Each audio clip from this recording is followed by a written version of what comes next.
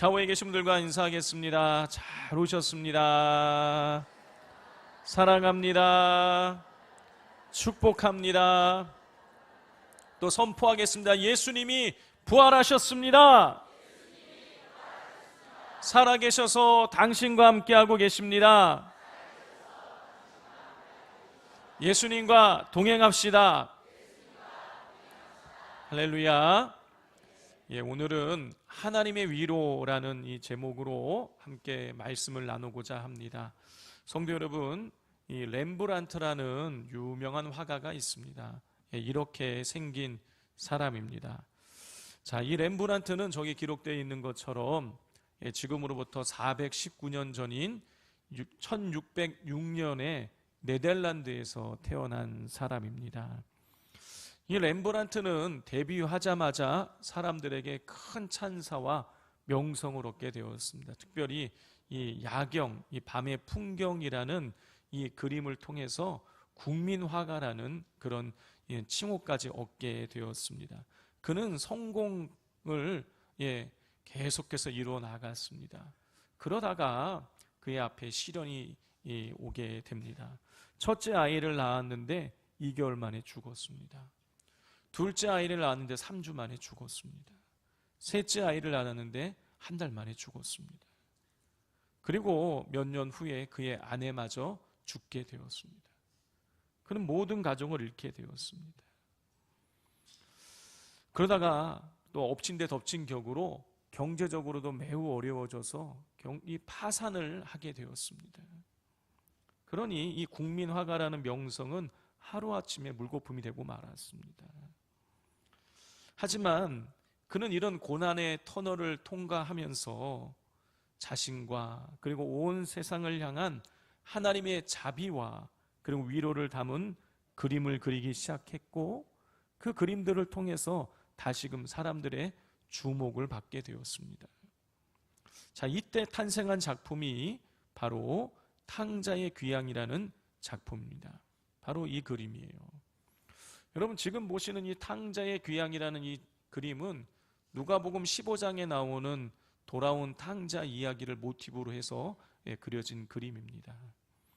여러분, 그림을 보시면 아버지의 재산을 받아가서 나갔다가 허랑방탕한 생활을 하다가 거지꼴이 되어온 이 아들이 초라한 옷을 입고 무릎을 꿇고 고개도 제대로 들지 못한 채 아버지의 품에 안겨 있습니다.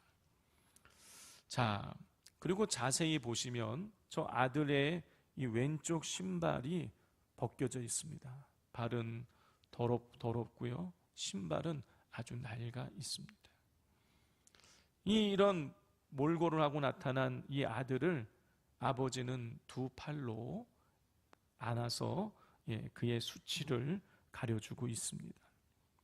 렘브란트는 이 그림을 그릴 때에 아들을 안고 있는 이 아버지의 손을 그릴 때에 조금 특별하게 그렸습니다.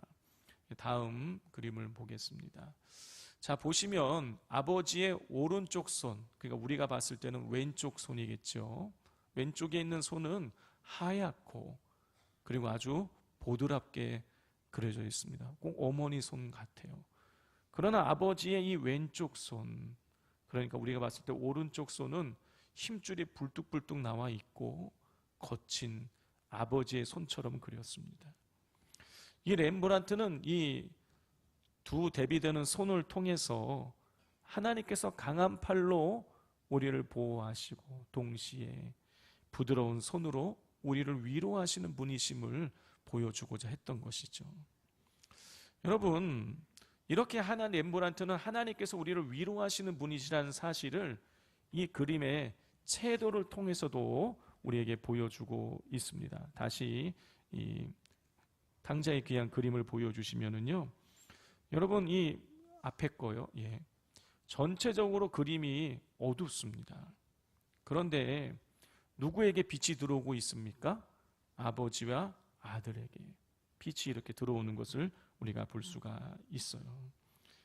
이 대비를 통해서 이 렘브란트는 이 아버지가 얼마나 아들을 따뜻하게 지금 감싸 안고 위로하고 있는지를 보여주고 있는 것입니다. 성도 여러분, 이 렘브란트는 탕자의 귀향이라는 작품을 통해서 하나님께서 죄로 인해서 세상에 살아가면서 이 무거운 짐으로 인해서 지쳐있고 상처받은 그 영혼을 얼마나 우리 하나님께서 따뜻하게 위로해 주시고 맞이해 주시는 분이신지를 보여주고자 한 것입니다. 성도 여러분, 우리의 하나님은 위로의 하나님이십니다. 우리가 상하고 지쳐 있을 때 우리를 위로해 주시는 분이세요. 자, 하나님께서 이렇게 우리를 위로하시는 분이시라는 사실을 우리가 오늘 본문을 통해서 확인할 수가 있습니다. 여러분, 지난주 우리가 살펴본 것처럼 바울이 아덴에서 우상이 가득한 것을 보고 거룩한 분노를 일으켰죠. 그런데 거룩한 분노로 끝나지 않고 나가서 만나는 사람들마다 예수님과 예수의 부활을 증거하는 거룩한 행위를 이어갔어요. 그러자 놀라운 결과가 일어났죠. 그 우상으로 가득 차 있던 그 도시에서 사람들이 예수를 믿기 시작했고, 특별히 우상을 섬기는 일을 관장하던 아레오바고의 관원이었던 디오누시오라는 사람이 예수를 믿게 되는 놀라운 일이 일어나게 되었습니다. 자, 이렇게 아덴에서 복음을 증거하여 영혼의 열매를 거두었던 이 바울은 이제 아덴을 떠나서 오늘 본문 1절을 보면 고린도라는 곳에 도착하는 것을 우리가 볼 수가 있습니다. 여러분, 이 바울이 아덴에서 고린도에 도착했을 때 그때 바울의 마음이 어떠했을까요? 이 바울은요, 1차, 2차, 3차 전도여행을 다니면서 수많은 도시를 돌아다녔지만 그 도시를 갈 때에 자기의 심경이 어떠했는지를 잘 밝히지 않습니다. 그런데 이 고린도를 갔을 때에 바울은 자기의 심경이 어떠했는지를 밝히고 있습니다. 자, 고린도전서 2장 3절이에요. 내가 너희 가운데 거할 때에 약하고 두려워하고 심히 떨었노라. 바울은요, 자신이 고린도에 있을 때에 약하고 두려워하고 심히 떨었다라고 그렇게 고백을 하고 있습니다. 여러분, 약하고 두려워하고 심히 떨었다, 이게 무슨 의미일까요? 내면적으로, 정신적으로, 영적으로, 육체적으로 지쳐 있었다라는 뜻인 거예요. 성도 여러분, 1차 전도 여행할 때 바울이요, 모욕당하고 박해당하고 쫓겨다니고 돌에 맞아서 밖에 죽은 줄 알고 버려지고 온갖 어려움을 당했어요. 그런데요, 그때에 방문했던 도시들에서 바울이 내가 약하고 두려워하고 힘이 떨었다고 그런 이야기하지 않습니다. 그런데 왜 바울은 이 고린도에 도착을 했을 때에 내가 약하고 두려워하고 힘이 떨었다라고 그렇게 고백을 하는 것일까요? 제가 성경을 찾아보니까 세 가지 이유가 있더라고요. 첫 번째는요, 바울이 연속되는 고난으로 인해서 지쳐 있었기 때문인 것입니다. 여러분, 지난주에 우리가 좀 살펴본 것처럼 바울은 빌립보에 갔을 때부터 고난이 시작이 되었어요. 여러분, 이 점친 여종에 들려있던 귀신 쫓아내니까 그 주인들이 바울을 고소해가지고 어떻게 됩니까? 태형을 맞았어요. 채찍을 맞았어요. 그리고 감옥에 갇혔다가 밤 꼴딱 새고 그리고 그 다음날 풀려났어요. 온몸이 만신창이인 거예요. 그런 몸으로 바울은 수십 킬로미터를 걸어서 데살로니가에 도착을 하게 되는데, 데살로니가에서 유대인들이 불량배를 동원을 해가지고 바울을 협박하고 위협을 했습니다. 어쩔 수 없이 또 도망을 쳐서 그 힘든 몸을 가지고 베레아로 오게 되었는데, 아니 그 데살로니가에 있는 유대인들이 베레아까지 쫓아와가지고 바울을 위협을 하는 거예요. 얼마나 그것이 다급했던지 위급했던지요. 바울과 동행했었던 디모데와 실라는 함께 도망치지도 못하고 바울만 간신히 배에다 몸을 싣고 아덴으로 피신을 오게 된 것입니다. 그리고 이제 홀로 떨어져서 아덴에 있다가 또 다시 홀로 고린도에 오게 된 거예요. 여러분, 고린도에 왔을 때가 대략 이 2차 선교 여행을 출발한 지가 적게는 6개월, 많게는 1년 6개월 정도의 시간이 지났을 때인 거예요. 바울은 그 기간 동안에 수천 킬로미터를 걸었습니다. 매 맞고 옥에 갇히고 도망 다니고 정신적으로, 내면적으로, 육체적으로 그는요 쇠약해져 있는 순간이었어요. 그러니까 내가 약했다라고 고백을 하고 있는 것이죠. 또 두 번째, 바울이 그런 고백을 왜 했느냐? 자기 자신에 대한 한계를 느끼고 있었기 때문인 것입니다. 고린도후서 10장 10절이에요. 그들의 말이, 그의 편지들은 무게가 있고 힘이 있으나 그가 몸으로 대할 때는 약하고 그 말도 시원하지 않다 하니 그랬어요. 바울이 고린도 교회에서 어떤 소리를 들었냐면, 바울은 이 몸으로 대할 때는 약하다. 여러분, 몸으로 대할 때 약하다는 의미가 바울이 체력이 약하다, 몸이 약하다 이런 뜻이 아니에요. 무슨 뜻이냐면 외모가 볼품이 없다 그런 뜻인 거예요. 두 번째, 말이 시원하지 않다라는 또 비난도 받았어요. 무슨 얘기입니까? 말을요 조리 있게 하지 못하는 거예요. 성도 여러분, 바울이 고린도를 방문했을 당시에 고린도에서 지도자로서의 조건이 몇 가지가 있는데, 그중 첫 번째가 뭐냐면 웅변을 잘하는 거예요. 말을 잘해야 된다고 사람들은 생각했어요, 지도자라면. 두 번째, 외모가 보기 좋아야 됐어요. 이게 고린도 사람들이 생각하는 지도자의 조건이었어요. 근데 바울은 둘 다 해당이 안 되는 거예요. 바울은 외모도 볼품이 없고 언변도 시원치가 않은 거예요. 그렇기에 바울은 고린도에 있을 때에 여러분, 자기 자신에 대한 이 사역자로서, 선교사로서의 한계를 너무나 크게 느끼게 되었던 것이죠. 그렇기에 내가 약하고 두려워했다라고 기록을 하는 거예요. 또 세 번째, 바울이 이런 고백을 할 수밖에 없었던 이유는 고린도라는 도시에서 거대한 영적인 도전을 받았기 때문입니다. 여러분, 고린도는 항구 도시예요. 무역항인 것입니다. 여러분, 무역항은 돈이 많이 오고 가는 곳인 거예요. 여러분, 돈이 있는 곳에는요 퇴폐 향락 문화가 발달하게 되고요, 그리고 또 한 가지, 다양한 지역의 문화가 들어오게 돼요. 여러분, 근데 그 당시의 문화는요 한결같이 종교와 연관이 되어져 있었어요. 그러니까 이 다양한 문화가 고린도에 들어왔다는 얘기는요, 다양한 이 우상들이, 다양한 종교들이 고린도에 들어와 있다 그런 뜻인 거예요. 여러분, 그러니 고린도에는 우상이 넘치고 있었고요, 그리고 영적으로도 상당히 혼탁한 상황인 거예요. 자, 이것만으로도 크나큰 문제인데 고린도에는요 또 한 가지 심각한 문제가 있었어요. 그게 뭐냐면 성적 타락이에요. 여러분, 고린도가 성적으로 타락했다라는 것을 보여주는 단어가 하나가 있습니다. 그게 뭐냐면 코린티마조마이라는 단어예요. 코린티마조마이. 이 코린티마조마이가 우리나라 말로 좀 해석을 해보자면 고린도하다, 고린도스럽다 이런 뜻인 거예요. 여러분, 만약에 그 당시에 누군가가 당신 코린티마조마이, 고린도스럽네 이렇게 말하면 그게 무슨 뜻이냐면 음란하네 이런 뜻인 거예요. 고린도라는 이름 자체가 음란과 연결이 될 정도로 고린도는요 전 도시가 음란에 쩌들어 있었던 거예요. 그래서 1세기의 그 로마의 문학가인 호레이스는요 자기의 작품을 쓸 때에 고린도의 여인을 매춘부의 대명사처럼 써버렸어요. 고린도 여인 음란해. 그냥 이게 자동적으로 연결이 되는 거예요. 여러분, 또 고린도가 음란하다는 사실을 바울이 고린도에 보낸 두 번의 편지를 통해서 확인할 수 있어요. 고린도에 보낸 편지가 뭡니까? 고린도전서와 고린도후서죠.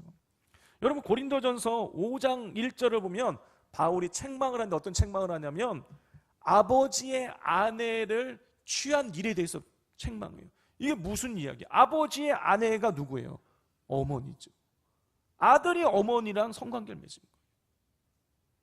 또 6장 15절 16절을 보면 창기와 성관계를 맺은 것, 남자 이 매춘부와 여자가 성관계 맺은 걸 또 그걸 책망하는 거예요. 7장을 보면 음행을 피하라고 권면하고 있고요. 또 고린도후서 12장에 보면 음란에 대해서 회개할 것을 권면하고 있어요. 여러분, 이렇게 바울은 고린도의 교회에 보낸 2번의 편지를 통해서 성적인 타락에 대해서 책망하고 있어요. 여러분, 고린도에 있는 그런 사람들이 대해서가 아니라 교회 안에 있는 사람들에게 이런 편지를 썼다니까요. 여러분, 교회 안에 있는 사람들이 이렇게 성적으로 타락했다면 교회 밖은 볼 것도 없는 거예요. 성도 여러분, 고린도라는 거대한 도시는 각종 우상을 숭배하고 성적으로 타락하여서 영적으로 혼탁한 도시였어요. 그렇게 바울은 거대한 영적인 도전을 받지 않을 수 없었던 것이죠. 여러분, 바울은요, 아덴에서 고린도로 왔을 때에 육체적으로 정신적으로 매우 지쳐 있었어요. 또 어눌한 말과 볼품없는 외모에 대한 비판으로 인해서 사역자로서의 한계를 느끼고 있었어요. 우상 숭배가 횡행하고 성적으로 타락한 고린도에서 영적인 도전을 받고 있었습니다. 그렇게 바울은 고백하는 거예요. 내가 너희 가운데 거할 때에 약하고 두려워하고 힘이 떨었다. 성도 여러분, 약하고 두려워하고 힘이 떨고 있는 사람에게 필요한 것이 무엇입니까? 위로지요, 위로. 여러분, 아덴에서 고린도로 왔을 때요, 바울은요, 그 어느 때보다도 절실하게 위로가 필요한 순간이었어요. 그런데 이때에 하나님께서 놀라운 방법을 통해서 바울을 위로하십니다. 첫 번째는요, 하나님께서 사람을 통해서 바울을 위로하셨어요. 우리 2절과 3절을 같이 한번 읽어보겠습니다. 시작. 아굴라라 하는 본도에서 난 유대인 한 사람을 만나니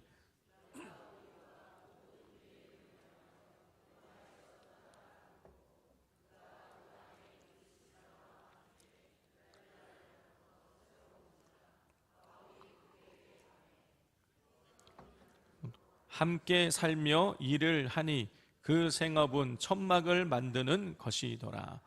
여러분, 바울이 그 낯선 한 번도 가본 적이 없는 고린도에 홀로 갔을 때에 아굴라라는 이름을 가진 사람을 만나는데, 그 사람은요, 바울과 같은 동족이 유대인이었어요. 여러분, 원래 이 아굴라는요, 로마에 살고 있었던 사람이에요.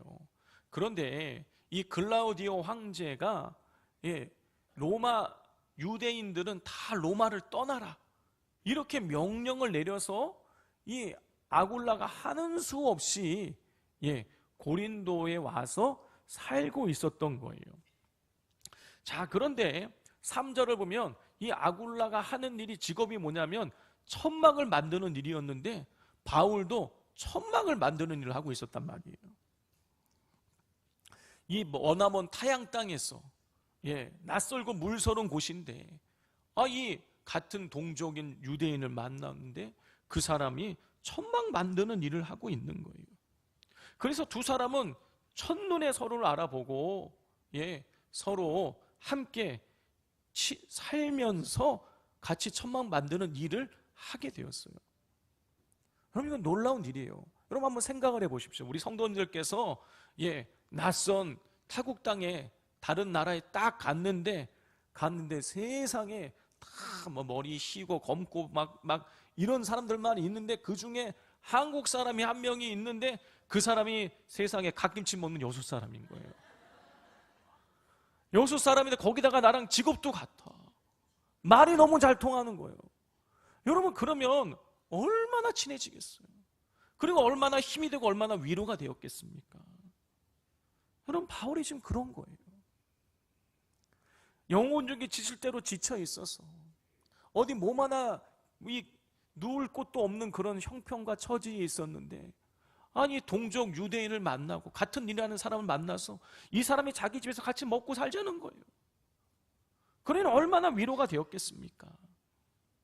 여러분, 훗날 보면 이 바울을 자기 집에다가 같이 먹고 살게 해준 아굴라와 그의 아내 브리스길라는요, 바울의 선교의 아주 핵심적인 동역자가 됩니다. 실제로 이 고린도에 바울이 머물러 있는 1년 6개월 동안 안정적인 거처를 제공을 해가지고 여러분 안정된 선교를 할 수 있도록 도와주었어요. 거기서 끝나지 않고 이들이 에베소까지 같이 가서 에베소에서도 바울의 선교를 도와주게 됩니다.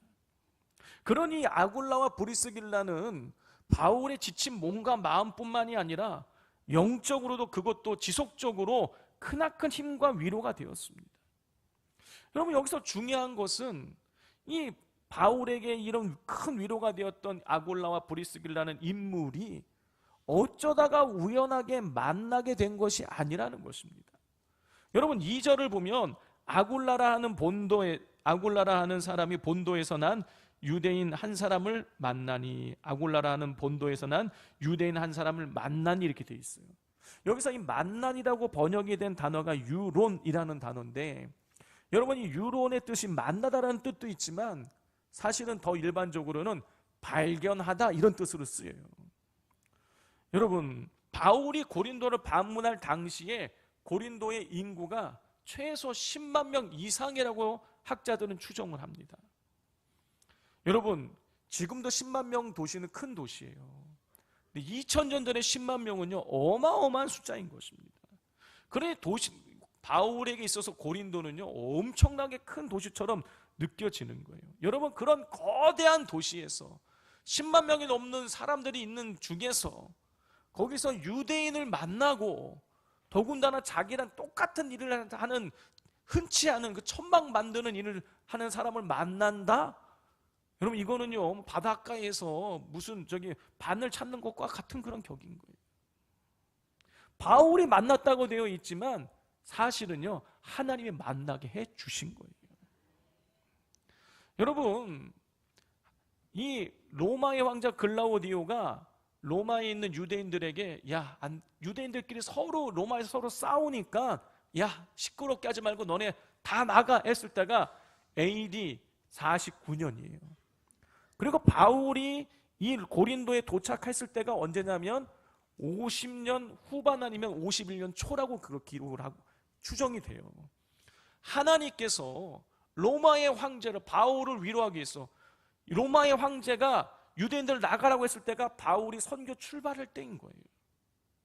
하나님께서요 그때 미리 바울을 위로하기 위해서 황제를 통해서 이상한 명령을 내려가지고 유대인들을 쫓아내고, 그리고 쫓아낸다고 해서 고린도로 올 이유가 전혀 없잖아요. 그런데 그 걸음을 인도해가지고 고린도에 갖다 놓으신 거예요. 왜? 바울을 위로하기 위해서. 성도 여러분, 하나님께서는요 이렇게 때때로 사람을 통해서 우리를 위로해 주시는 분이십니다. 두 번째로 하나님께서는요 하나님의 역사를 통해 바울을 위로하셨어요. 아굴라 부부를 만나서 함께 살며 지친 몸과 마음과 영의 위로를 받은 바울은요 4절 5절을 보면 이제 힘을 내가지고 안식일마다 회당에 찾아가서 예수님을 증거했어요. 그러자 또 대적들이 나타나게 됩니다. 6절을 보면 이 대적들이 어떻게 했냐면 바울을 비방했다라고 기록이 되어 있어요. 여러분 비방하다라고 번역이 된 블라스페메오라는 이 단어는요 어떤 의미냐면 모욕하다, 말로 상처를 주다 이런 뜻이 있고요. 그리고 세 번째 무슨 뜻이 있냐면 악의적으로 나쁜 말을 퍼뜨린다 이런 뜻을 가지고 있어요.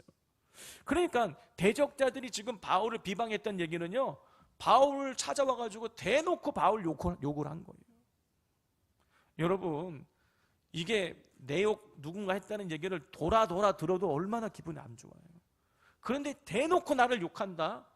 아무리 멘탈이 강한 사람도요 여러분 상처받을 수밖에 없어요. 그것도 상처인데 이제는요 이 사람들이 바울을 욕하는 거 끝나지 않고요 바울 주변에 있는 지역에 있는 사람들에게 저 바울과 바울의 가르침이 허무맹랑하고 그리고 나쁜 소문을 퍼뜨리고 다니는 거예요. 그러니 바울은요 마음에 이 상처를 받을 수밖에 없는 것이죠.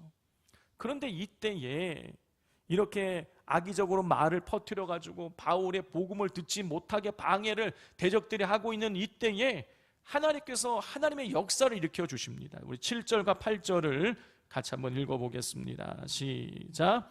거기서 옮겨 하나님을 경외하는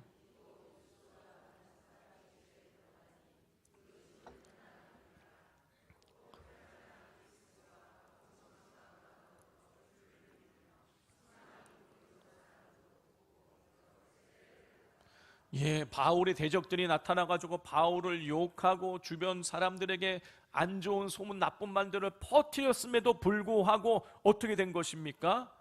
고린도에 있는 수많은 사람들이 예수님을 믿고 세례를 받게 된 거예요. 당연히 바울은 이런 놀라운 하나님의 역사를 통해서 하나님이 나와 함께하고 계심을 경험하며 큰 위로를 얻게 되었을 것입니다. 마지막 세 번째로 하나님께서는요, 하나님의 말씀으로 바울을 위로해 주셨어요. 성도 여러분, 대적들이 바울을 모욕하고 악의적인 나쁜 말을 퍼뜨려서 선교를 방해했을 때에 하나님께서는요, 놀라운 부흥을 일으켜셔서 바울을 위로해 주셨어요. 그리고 나서 또 다시 바울에게 말씀으로 위로해 주십니다. 우리 9절과 10절을 같이 한번 읽어보겠습니다. 시작. 밤에 주께서 환상 가운데 바울에게 말씀하시되 두려워하지 말며 침묵하지 말고 말하라. 내가 너와 함께 있음에 어떤 사람도 너를 대적하여 해롭게 할 자가 없을 것이니 이는 하나님께서 대적들의 방해를 받고 있는 바울에게 두려워하지 말아라. 내가 너와 함께 한다. 어떤 사람도 너를 대적해서 너를 해롭게 할 자가 없을 것이다 라고 말씀을 통해 바울을 위로해 주셨어요. 성도 여러분, 바울은 고린도 교회 성도들에게 편지를 쓰면서 내가 너희 가운데 있을 때 약하고 두렵고 힘이 떨었다고 고백했습니다. 실제로 바울이 고린도에 도착했을 때에 그는 빌립보에서 맞은 그 태형으로 인해서 살점이 떨어지게 만드는 그 채찍을 수없이 맞음으로 인해서 몸이 너덜너덜해져 있었어요. 밤을 꼴딱 새고 도망을 쳤어야만 됐어요. 몸을 추스릴 시간이 없었습니다. 그런데 데살로니가에 도착했을 때에 불량배를 동원해가지고 유대인들이 바울을 협박하니까 그 성치 못한 몸으로 또 베레아까지 도망을 쳤어요. 근데 베레아까지 또 쫓아오고 허겁지겁 배를 타고 320km 떨어져 있는 아덴이라는 곳에 홀로 떨어져 오게 된 거예요. 그리고 또 고린도로 오게 된 것입니다. 온 몸이 만신창이가 되어 있었어요. 정신적으로도 피폐해져 있었어요. 두려움에 떨고 있었던 거예요. 약해 있었어요. 거기다가 우상 숭배와 성적 타락으로 이 가득 차 있는 고린도에서 영적인 도전도 거세게 받고 있었습니다. 누구보다 위로가 필요한 순간이었는데 이때 하나님께서 아굴라라는 이 사람을 통하여서 바울을 따뜻하게 위로받게 하셨어요. 또 대적들이 바울을 모욕하고 선교를 방해할 때에 놀라운 부흥을 통해서 위로해 주셨고요. 그 이후에는 하나님의 내가 너와 함께한다, 두려워하지 말아라라는 말씀을 통하여서 바울을 위로해 주셨어요. 바울은 고린도에 왔을 때 약하고 두렵고 힘이 떨고 있었지만 또 그만큼 하나님의 강한 위로를 경험했습니다.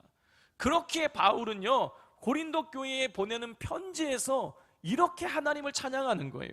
고린도후서 1장 3절 4절입니다.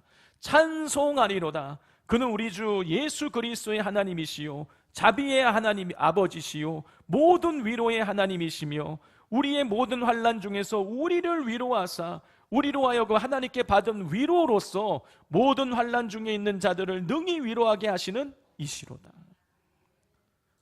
바울은요, 고린도 교회 편지를 보내면서 고린도에서 위로의 하나님을 경험하였기에 위로의 하나님을 찬양하고 있는 거예요. 성도 여러분, 하나님께서는요 위로하시는 분이십니다. 우리가 환난 중에 있을 때, 우리가 약할 때에 그냥 우리를 내버려 방치해 두시는 분이 아니시라 사람을 통해서, 하나님의 역사를 통해서, 말씀을 통해서 우리를 위로하기를 원하시는 분이세요. 그러므로 우리의 몸과 마음과 영이 약해져 있을 때, 내가 감당할 수 없는 일들이 우리에게 다가올 때에 여러분 두렵고 떨림 가운데 있을 때, 그때 우리를 위로하기를 원하시는 하나님 앞으로 나아가시기를 바랍니다. 하나님께서 따뜻한 손으로 우리 성도님들의 그 마음을 어루만지시고 그 넓은 품에 안위하여 주셔서 위로해 주실 것입니다. 기도하겠습니다. 찬송하리로다. 그는 우리 주 예수 그리스도의 하나님이시요 자비의 아버지시요 모든 위로의 하나님이시며 우리의 모든 환난 중에서 우리를 위로하사 우리로 하여금 하나님께 받은 위로로서 모든 환난 중에 있는 자들을 능히 위로하게 하시는 이시로다. 하나님 아버지, 우리를 위로하시는 하나님을 찬양합니다. 하나님은 우리를 위로하기를 원하십니다. 그러므로 바울처럼 우리가 영혼육이 지쳐 있을 때, 어느 누구에게도 위로받을 수 없는 그때에 우리가 그냥 두려움 가운데에 약한 가운데 떨며 하나님 있는 것이 아니라 담대하게 하나님께 우리의 이 찢겨진 몸과 마음과 상한 심령을 가지고 나아가게 도와주시고, 하나님께 나아갈 때에 하나님께서 친히 위로하셔서 우리를 소생시켜 주시옵소서. 예수님의 이름으로 기도드립니다. 아멘.